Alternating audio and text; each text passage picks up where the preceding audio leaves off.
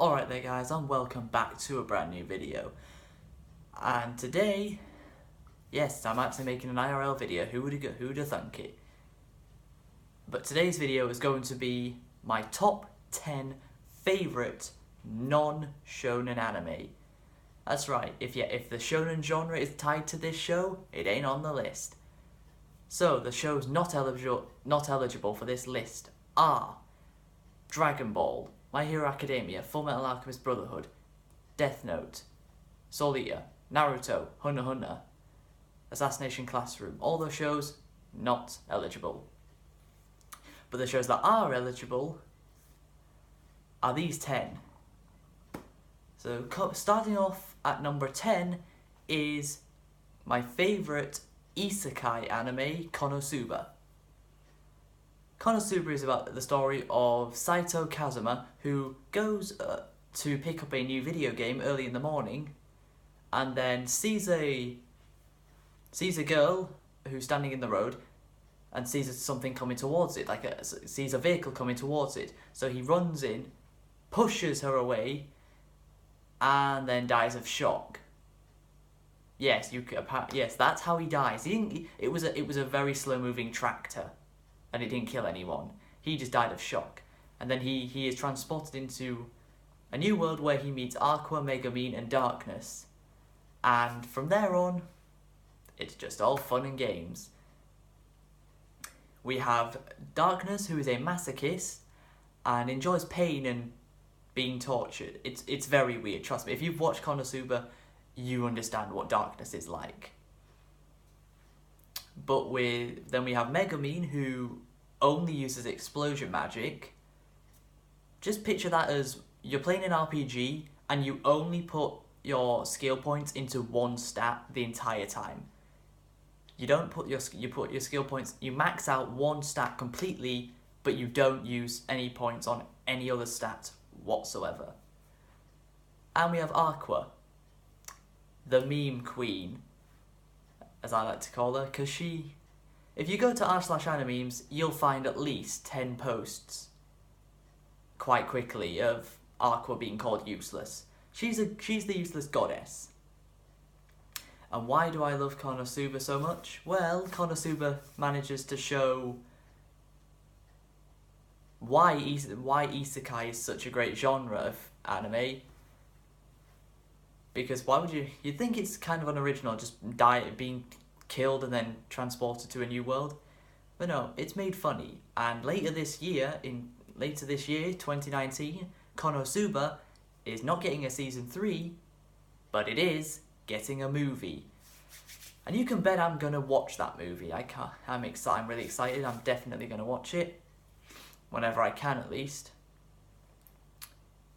But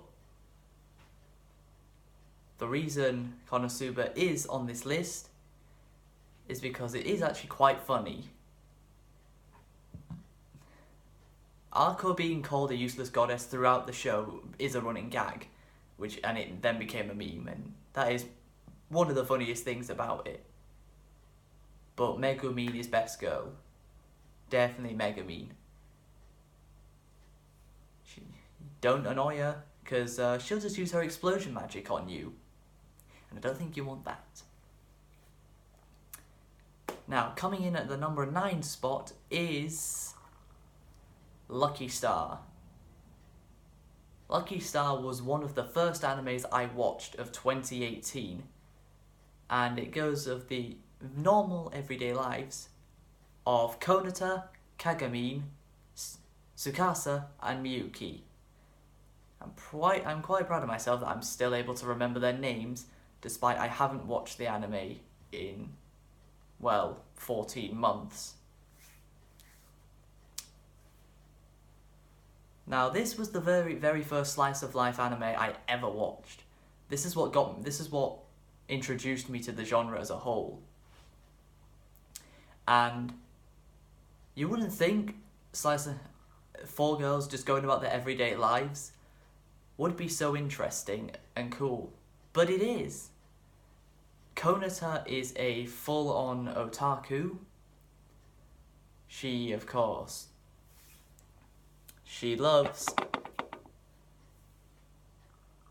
video games and anime, as do I. I mean, for God's sake, the word otaku is in my YouTube bio. And she happens to do something that I wish I could do.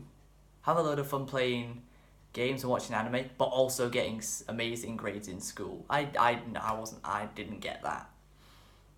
Although I have gotten decent grades in some things before, so kind of there about, maybe not there completely, but somewhere there, yeah. You just get to learn more and more about each character every episode. And one thing that is really cool is every single episode ends with the very same thing known as Lucky Channel, which is a news station that kind of documents everything that happens within like a minute of the episode that we've just had. Of course, if you want to see if you want to see the fandoms that you like portrayed inside of anime itself, then definitely check out Lucky Star if you haven't already. It came out in 2007, so it's quite old. It's 12 years old now, but it's still really, really good.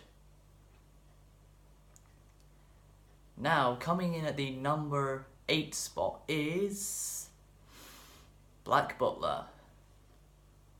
Black Butler follows the story of Ciel Phantomhive, who is the guard dog of the Queen in Victorian England. And we have his butler, Sebastian, who is a demon.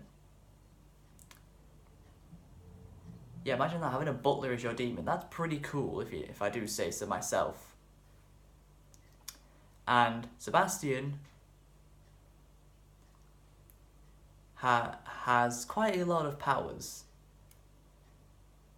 His main one being when he takes his left glove off, he has a symbol that looks a bit like a transmutation circle from Fullmetal Alchemist, but it's purple. And he can just take down everything. We go through the show as Ciel seeing different obstacles that he has to take on. Maybe the Queen loses respect in him, or someone's trying to kill him and Sebastian has to protect him. Of course, things like Jack the Ripper are referenced in the show. The London Bridge is Falling Down song is actually in the show as well, which is quite cool. I remember I can't remember what instrument it was, but like in primary school, I remember we once tried to play London Bridge is Falling Down on a instrument. I can't remember. It's not an ocarina. It's like, I'm not going to bother explaining it because that's not going to get me anywhere. So the whole idea is once Ciel dies, Sebastian will take his soul, but Ciel isn't going to die because Sebastian will protect him until the very end. And Ciel has some servants that I didn't find out until season 3 of Black Butler, which I finished just yesterday. Mayrin, Finny, and I never remember the other one. If you guys can tell me which the other servant in the Phantom Hive Manor, the one that Ian Sinclair plays, the name of him, it would be quite nice because I never remember his name. He's the cook, the chef of the manor, that guy. All three of those bring comedy to Black Butler, which is very much needed. Of course, one of the best characters in the whole show is Grell, who has a very undenying and obvious crush on Sebastian. And It is so funny. Literally, you could enjoy Black Butler just from seeing clips of Grell. He's that funny. So, coming in at the number 7 spot is Akame ga Kill. Now the number 7 and 6 spots are kind of connected in a way, because there were two animes I wanted to watch in around about this time last year. Akame ga Kill was one, and the other one which I will mention soon was the other anime I was thinking of watching. I was thinking, which one should I watch first? I chose to watch Akame ga Kill first, and then the other anime afterwards. But then I just never watched the other anime until at the very start of this year. January is when I watched the other show. Akame ga Kill follows the story of Akame, that's her name, who is part of a group of assassins that has characters such as Leone, Najinda, Tatsumi, and mine, and others. And this show does character development so well. Seriously, it's one of the best shows I've ever seen in terms of character development. As these assassins are assigned targets that they have to kill, whether it's stealthily or not. As long as they kill the target, that's the main thing. But there's of course always the issue. Something could go wrong, and the reason why they do character development is so well is because every single person in this group of assassins, except for Akame, ends up being killed in the show. So yeah, they end up killing off pretty much every single one of the characters except Akame. Now Chase seems to think that Akame dies at the end of the show. I don't remember that happening. Tell me in the comments if Akame does die at the end of the show, because I don't remember. I swear it was like just her that survived out of everyone and no one else did. But yeah, it makes you really care about the characters, and all of the main cast's deaths are pretty sad to see. You don't want any of them to die, because they're all likeable characters in their own way, but they all end up getting killed off. Now, coming in at number 6 is Kill la Kill. I was going to watch this straight after Akame ga Kill, but I didn't. I don't know why I chose not to. I really don't know why. I wonder if it might have been around about the time I watched Darling in the Franxx. Yeah, maybe that could be a possibility. I chose Darling in the Franxx, and then over Kill la Kill, and then just forgot about Kill la Kill until January of this year, when I finally got around to watching it. Kill la Kill follows the story of Ryuko Matoi, who has one half of a scissor blade that her father created, and she wants to find the second half of it to make the full scissor blade. She goes to Honoji Academy to ask Lady Sasuke, the student body president, about this. She is not that aware of what happened, and it's actually one of her minions that actually had the other half of the sword, the scissor blade, and she was also the one who kills Ryuko's father. Now, comedy is one thing this show does really well, which is why it's so high on the list. Especially with Ryuko's best friend, Mako Mankansha. She's my favourite character in the show. She's so funny. She always does a bunch of poses when she's explaining something. Kind of looks like JoJo poses, but not really. And the main plot point of the show is clothing is clothing can be used as weaponry in Kill la Kill. And the uniforms that the students wear are called, get ready for this one, Goku uniforms.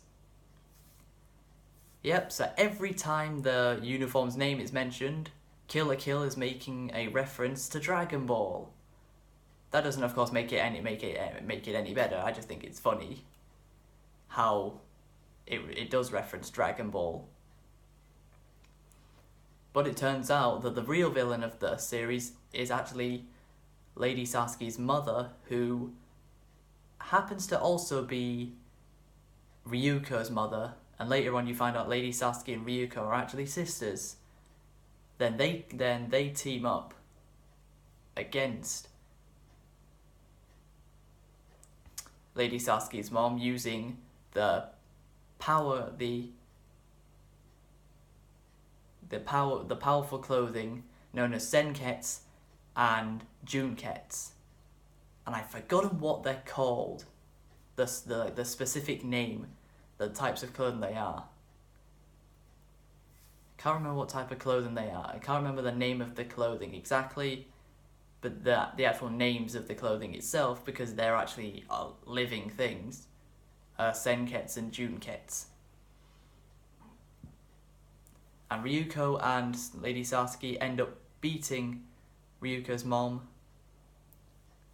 And, well, Marco's entire family are funny. Not just her whole family are funny, because they're like really poor, and the better standard of living you have in the show, the better you're treated everywhere.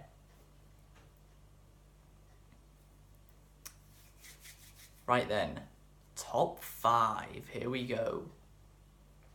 Coming in at the number 5 spot is the only mecha anime on this list. And what would that be? It's the old classic Neon Genesis Evangelion. That's right, get in the Eva, Shinji. That show. Evangelion follows the story of Shinji Ikari, who is a 14-year-old boy in high school normally, and then Tokyo 3 becomes a thing.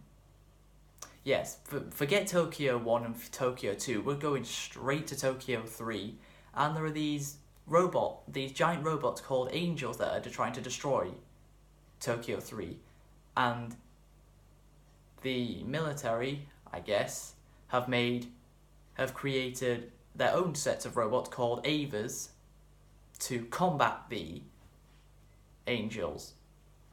Shinji, unfortunately, is forced into piloting one of the Avas despite not wanting to.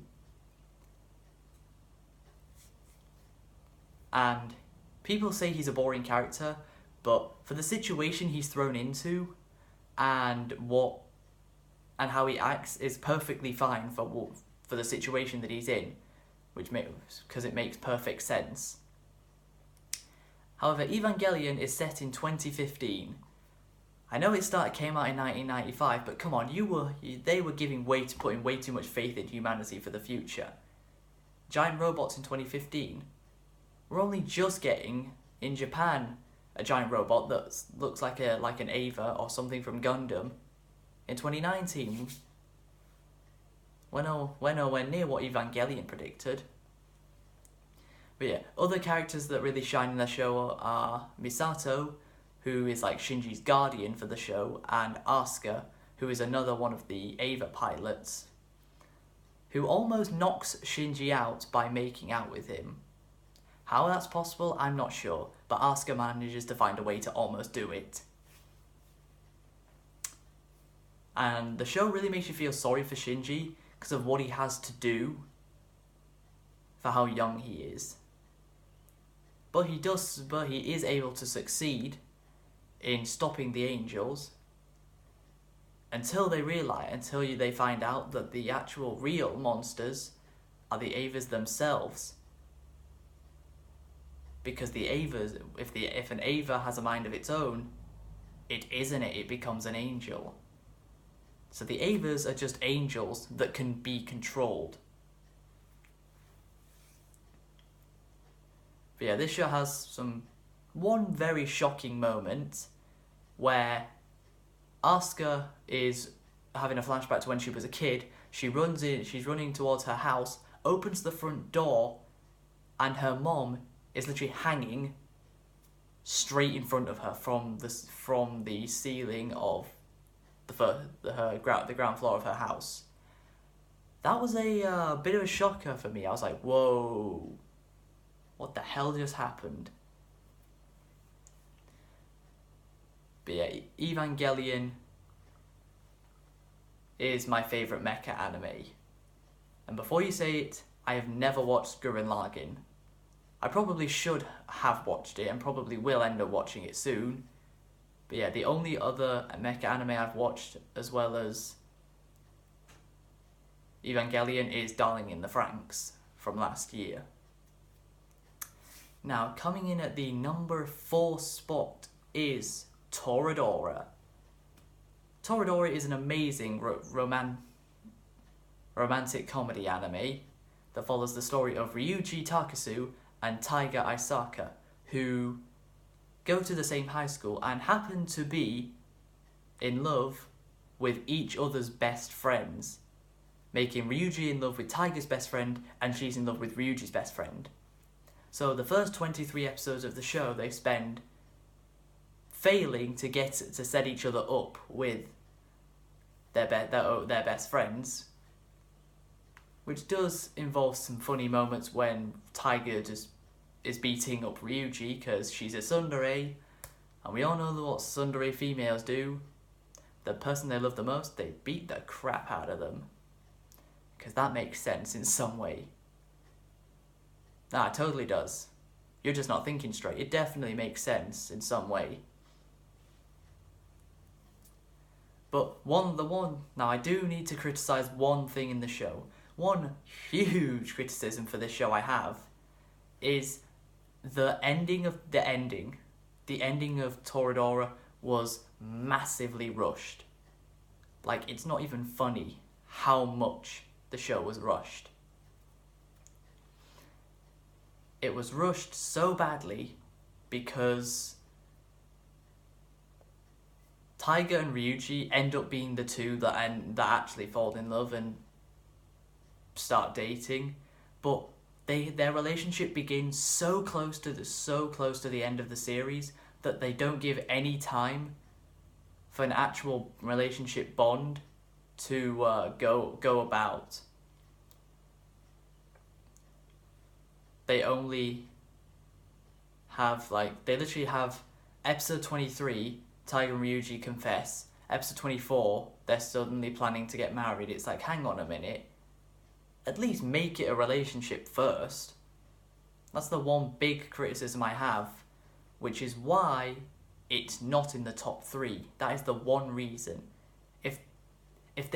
What would have made the series better is if they made a second season of Toradora, where Ryuji and Taiga actually had a relationship in the show, and then at the end of season 2 get married, and that's the end. That would have made the show way better. But nope, one season, very, very rushed ending. Now then, top 3. Coming in at the number 3 spot is Clannad, another romance anime. And trust me, we ain't done with romance anime just yet. We got another one before we're done after this. But Clannad follows the story of Tomoyo Okazaki and Nagisa Furukawa as they meet in high school, as Nagisa is sitting alone sitting alone outside on a bench, and Okazaki goes to sit with her because she looks lonely, and she tells him that she's been held back a year because she had a very, very bad illness the previous year at school that prevented her from that made her attend less than 50% of school for the entire year, and she got held back a year, and she's quite shy to begin with, but Okazaki helps her with her shyness, allows her to act more confident, even sets up a drama play where she's the main star and she does a brilliant job of it. Her parents, Aki and Tsunai, are by far the funniest characters in the entire show. Maybe Okazaki's best friend Sunahara is up there. But Aki and Tsunai together are definitely a fun and hilarious couple. And at the very end of season 1, Okazaki confesses his love to Nagisa, asking her, let's get that right, asking her to be his girlfriend. She agrees, as she wants to be Okazaki's girlfriend, and then they spend the first half of the second season in their relationship, and Okazaki is living at Nagisa's house because him and his father really do not get on well at all because of things that happened in the past, which Okazaki has made quite clear to his father that he doesn't really care for him. Then, halfway through the second season, Okazaki proposes to Nagisa, asking her to marry him. Those two get married and even have a child together, but unfortunately Nagisa has the exact same illness just as she's giving birth to their daughter, who is named Ushio, which is something to do with the ocean. It's very sad to see Nagisa's death. And Clannad, of course, started off as a visual novel, and there's I can't remember if it's come out recently. I think it came out very recently, but there's a Clannad visual novel that's just been released on the Nintendo Switch. So anyone who's a fan of Clannad and has a Switch, you might want to check it out. But yeah. So Nagisa dies and Okazaki has to take care of Ushio as a single parent. He does a better than good enough job considering the circumstances he is put into. He does great. I commend him on that one. He did a great job.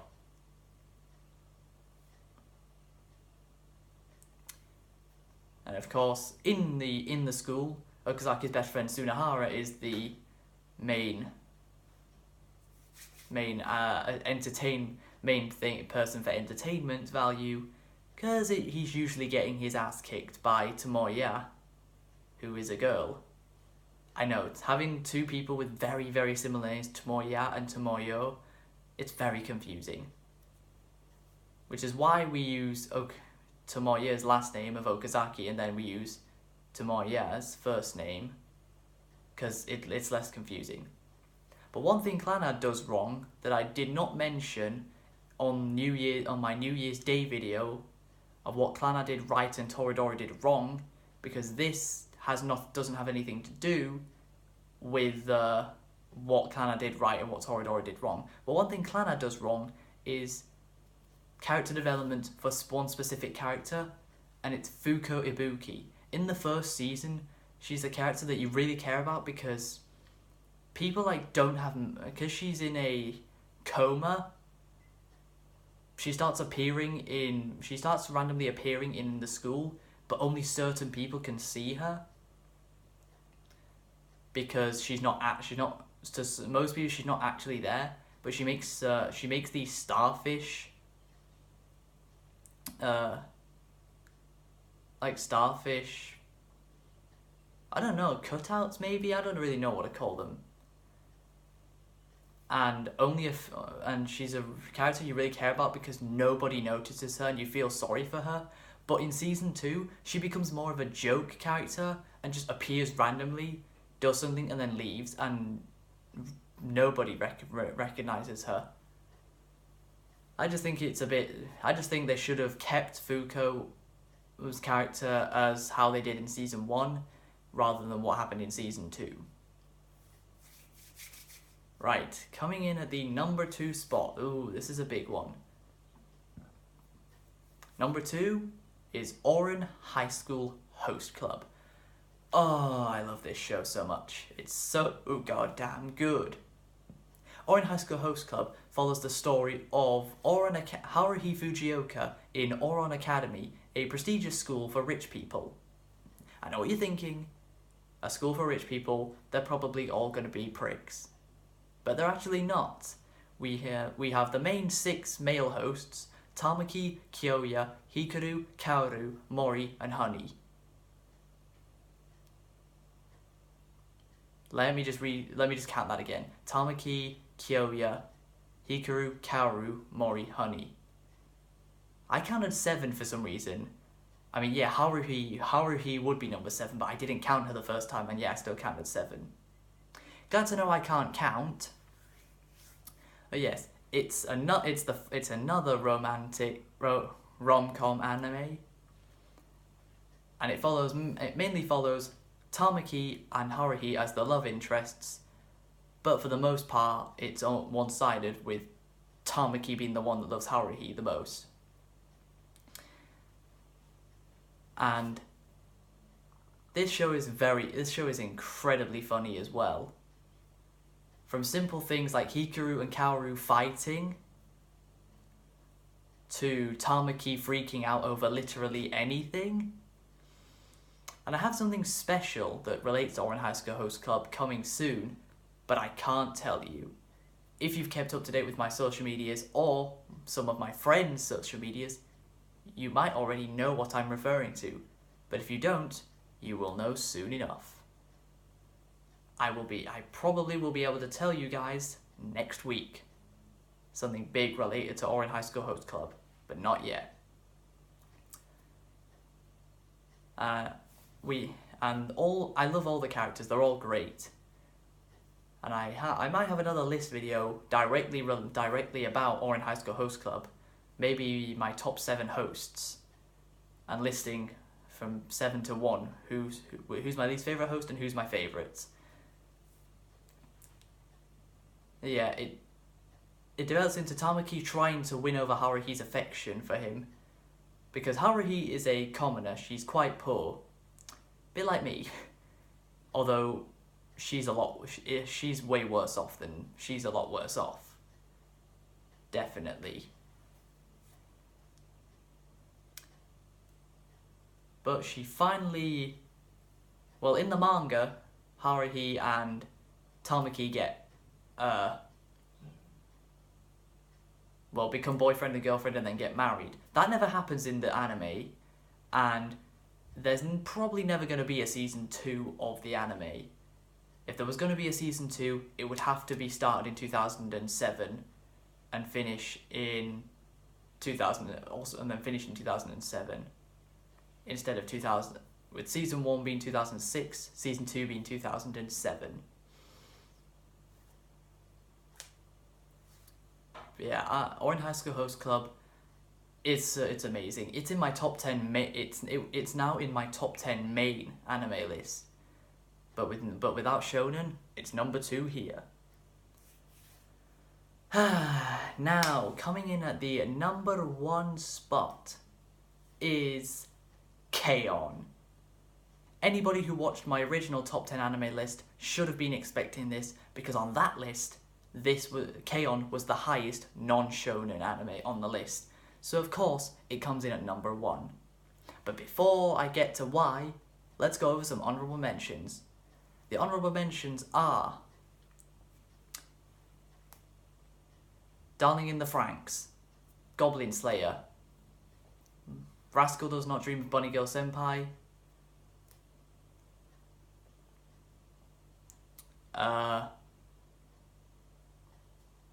okay, hang on, I've got some more. Oh god, oh crap, I forgot some. So yeah, Goblin Slayer, Darling in the Franxx, Rascal Does Not Dream of Bunny Girl Senpai, Zombieland Saga, that was good, but just not good enough to be on this list.